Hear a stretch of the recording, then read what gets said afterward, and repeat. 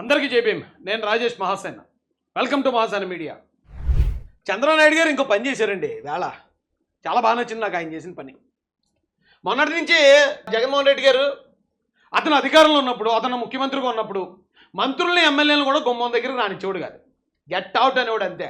ఎవడైతే ఆడరు, నాకు ఎవడెక్కడ రానకు వీల్లేదు, నా సజ్జల, నా సాయిరెడ్డి, నా సుబ్బారెడ్డి వీళ్ళు ఉంటే చాలరు, నాకు మిగతా ఏ పొగడగడ అక్కర్లేదు నాకు అని చెప్పి ఎవడన్నాడు గెంటేసేవాడు. ఈవేళ సర్పంచుల్ని, ఎంపీటీసీలని, జడ్పీటీసీలని దగ్గర కూర్చోబెట్టుకుని కాళ్ళు గడ్డలు పట్టుకుపోతున్నాడు. ఎత్తున్నాడు. ఏంటయ్యా కారణం అంటే, వైజాగ్ అంటే విశాఖ జిల్లాకు సంబంధించి ప్రజాప్రతినిధులు అంటే ఈ సర్పంచులు, ఎంపీటీసీలు, జడ్పీటీసీలు అందరూ కలిసి ఓటేసే ఎమ్మెల్సీ ఎలక్షన్ జరుగుతుంది.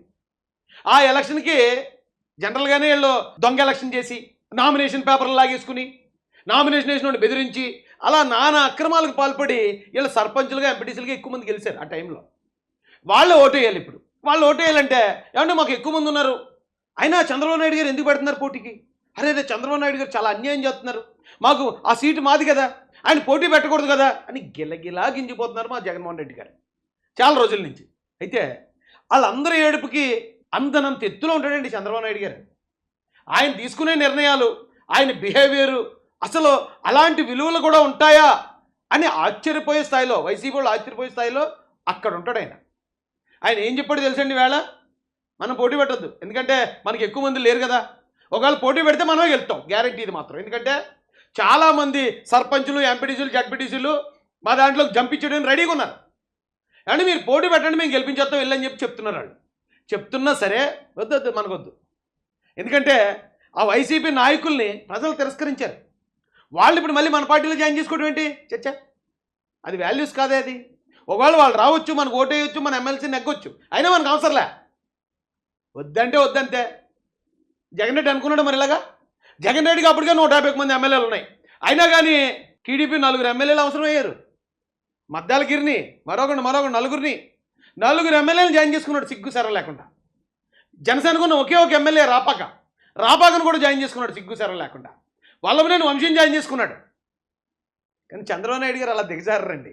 చచ్చా అవసరంలే మనకి. వాళ్ళ వైసీపీ నుంచి వచ్చిన నాయకులు మనకెందుకు, వాళ్ళ ఓట్లు మనకెందుకు, వాళ్ళ ఓట్లు మనకి వేసుకున్నట్టు మన పార్టీలో తెచ్చుకోవాలని చచ్చే. అవసరమైతే ఎమ్మెల్సీ పోటీ అన్న పెట్టం, కానీ మేము ఇలాంటి నీచమైన రాజకీయాలు మేము చేయము జగన్ రెడ్డి అని వైసీపీ మొత్తాన్ని ఎడంకాలు చెప్పుతూ కొట్టాడండి ఆయన. ఏం డెసిషన్ అండి! అలా డెసిషన్ తీసుకోవాలంటే చాలా ధైర్యం ఉండాలి, చాలా గట్స్ ఉండాలి. ఒక్క సీటు కోసం విలువలు పక్కన పెట్టాల్సిన అవసరం లేదు.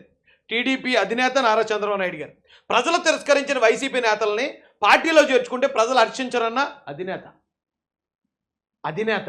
కరెక్ట్గా అధినేత అన్న పదానికి ఆయన తీసుకున్న నిర్ణయానికి ఎలా కరెక్ట్గా సెట్ అయింది చూసారా? అలా ఉండాలి నిర్ణయాలంటే. అంతేగాని మనం అధికారంలో ఉన్నప్పుడేమో ఎమ్మెల్యేలని, మంత్రులు కూడా బయట దొప్పేయమంటాం, మనకు అధికారం పోతే సర్పంచుల్ని, ఎంపీటీసీలు కూడా కాలు పట్టుకుని తయారవటం. పొలం మన మీటింగులు మీరు చూస్తున్నారు లేదో, వైఎస్ఆర్సీపీ అఫీషియల్ పేజ్ ఇక చూడండి. ఇక్కడ మాడుగుల నియోజకవర్గ స్థానిక సంస్థల ప్రజాప్రతినిధులు వైఎస్ జగన్మోహన్ రెడ్డి ఇవి చూడండి. ఇప్పుడు గుర్తొస్తారు సర్పంచులు, ఎంపీటీసీలు.